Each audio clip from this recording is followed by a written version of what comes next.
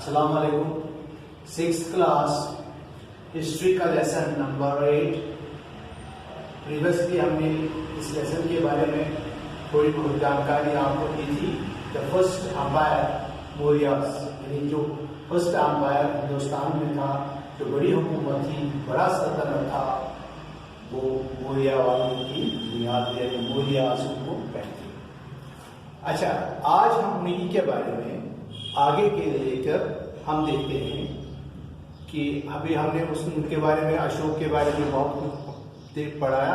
अब हम देखेंगे कि ओवरऑल की condition of the people and their occupation, उनका ऑक्यूपेशन क्या था, उनका रहन सहन क्या था और वो कैसी जिंदगी बसर करते थे।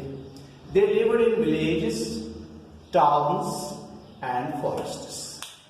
और इस तरह से हम देखते हैं, आपकी किताब में भी है कि ये लोग विलेजों में भी रहते थे, टाउनों में भी रहते थे और कुछ फॉरेस्ट एरियाज में भी रहते थे।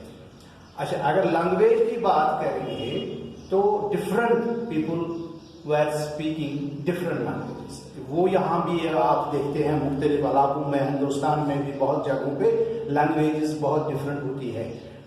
थोड़ा बहुत कोई एक सोसाइटी एक लैंग्वेज बोलती है, दूसरी सोसाइटी दूसरी लैंग्वेज बोलती है, या हम देखते हैं इसी तरह फूड हैबिट्स जो है ये वैरी करते हैं, ये डिफरेंट होते हैं from society to society.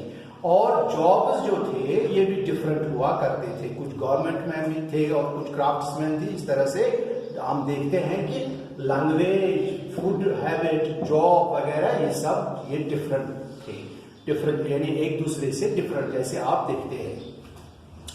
Craftsman, traders and merchants carried goods to far off countries. अगर हम ट्रेड की बात करेंगे, ट्रेड एंड कॉमर्स, इससे हमें पता चलता है जो क्राफ्ट्समैन हुआ करते थे, जो कारीगर लोग थे या ट्रेडर्स थे या मर्चेंट्स थे जो छोटा मोटा बिजनेस करते थे, they carried goods to far off countries. एक तो अपनी कंट्री में इंटरनल ट्रेड था, दूसरा अगर बाहर बहुत दूर जगह, दूर कंट्रियों को ममालिक में जाते थे। जैसे हम उन्हीं के दिनों में, उन्हीं के टाइम में देखते हैं कि लोग तिजारत की गर्ज से बर्मा, इजिप्ट, सीरिया जाते थे तिजारत की गर्ज से। और अगर हम आर्ट एंड आर्किटेक्चर की बात करेंगे, उनके बारे में, मौर्यास के बारे में, तो हमको मिलता है stupas and pillars were most important monuments.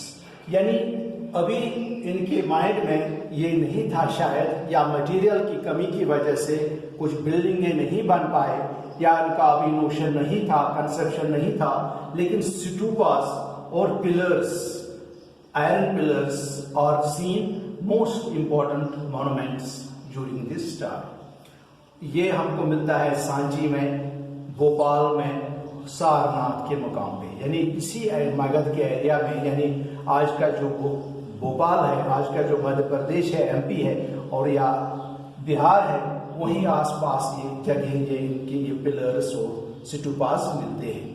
अगर हम रेवेन्यू सिस्टम की बात करेंगे कि रेवेन्यू सिस्टम का क्या तर्ज अमल था, वो वेल ऑर्गेनाइज्ड था। जैसे हमने पहले भी बताया था कि उनका एडमिनिस्ट्रेशन बाज़ाब्ता था, एडमिनिस्ट्रेटिव लेवल पे उसका फंक्शनरीज होता था और रेवेन्यू कलेक्ट करती थी। ये बड़ा अच्छा सिस्टम था, ये आपकी किताब में भी दिया है। मैं आपको जो पॉइंट्स बता रहा हूँ, आप इनको डिटेल से फिर किताब में पढ़ेंगे खुद भी। आर्मी के मुतालिक जो है, वो उसका हेड जो हुआ करता था उसको सेनापति कहते थे, जिसको आज के दौर में कमांडर इन चीफ कहते हैं। अच्छा, फुट सोल्जर्स भी थे इनके पास, हॉर्सेस भी थे इनके पास, एलिफेंट्स भी थे और चैरियट्स भी थे, यानी जिनको वो हिंदी में वो रथ्स कहते हैं, रथ यानी वो जिसको टांगा वो दो घोड़े खींचते हैं। एंड ऑफ द मौर्यंस, यानी और बहुत वेल ट्रेन्ड थी इनकी आर्मी जो थी, वेल ट्रेन्ड थी, बहुत अच्छी आर्मी थी। एंड ऑफ द मौर्यंस, अब हम देखेंगे कि ये सारा कुछ हमने जो बयान किया कि इनका जवाब, इनका एंड कैसे हो गया, ये कैसे खत्म हुए हिंदुस्तान में, because of the points given.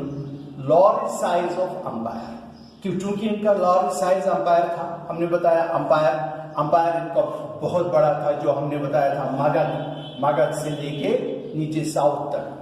और इसीलिए जब लार्ज साइज ऑफ अंपायर हो तो इसका कंट्रोल करना बहुत ही मुश्किल हुआ। एंटी ब्राह्मण पॉलिसी जो दूसरी बात है, और फाइनेंशियल क्राइसिस इनको हो गई, वीक आर्मी। और ये अब हमने अभी आप कहेंगे कि अभी आप सर ने कहा कि आर्मी अच्छी थी, सेनापति था, इतने वेल ट्रेन थे, अभी वीक कैसे हो गई? ये हम एंड की बात करते हैं। वीक आर्मी इसलिए हो गई due to the policy of the peace. जो अशोक ने पॉलिसी ऑफ पीस अपनाई, अडॉप्ट की, इसी की वजह से आर्मी सुस्त होने लगी, उनका कुछ काम था नहीं और इसलिए वो बैठ गए। कोई जंग वंग नहीं, जंग वो नहीं था उस दौर में, तो लिहाजा ये आर्मी जो थी थोड़ा बहुत वीक हो गई। और oppressive rule of the officers, बड़ा जालिमाना रूल जो ऑफिसरों का बना, जो गवर्नर्स थे बाकी इलाकों में जो रूल करते थे, उनका रवैया खराब हो गया, उनका रवैया ऑपरेसिव बना, जालिमाना हो गया। Due to the so information हमको ये मिलती है कि इससे हमको ये हिस्ट्री में ये इंफॉर्मेशन है कि ये उन्होंने करप्ट हो गए और इन्होंने ब्राइब्स ले लिए और वहाँ जालिमाना हुकूमत की और इस तरह से अपने अपने छोटे छोटे किंगडम बनाए।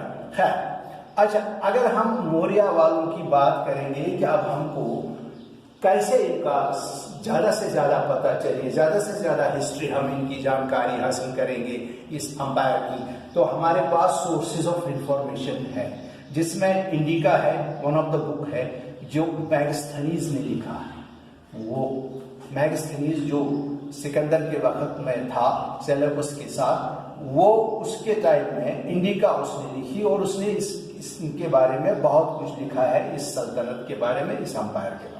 और इसके बाद है अर्थशास्त्र जो कोटलिया ने लिखी, one of the Kotian of the Mauryan umpire. और दूसरी बात जो हम देखते हैं, rock and pillar addicts. Rock और पिलर, जैसे हमने यहाँ बयान किया, रॉक एंड पिलर पे बहुत कुछ इंस्क्रिप्ट किया गया है और कॉइन्स जो मिले हैं उन पे बहुत कुछ मौर्यों के मुतालिक है। ये हमें सोर्सेज हैं जिनसे हमको पता चलेगा कि मौर्यास की हुकूमत, उनकी एडमिनिस्ट्रेशन कैसी। और आपको ये जानकर हैरत होगी कि जो हिंदुस्तान में फर्स्ट सेंसस हुआ वो ड्यूरिंग द मौर्यन अंपायर। आज के लिए इतना ही। Thank you very much. अस्सलाम वालेकुम।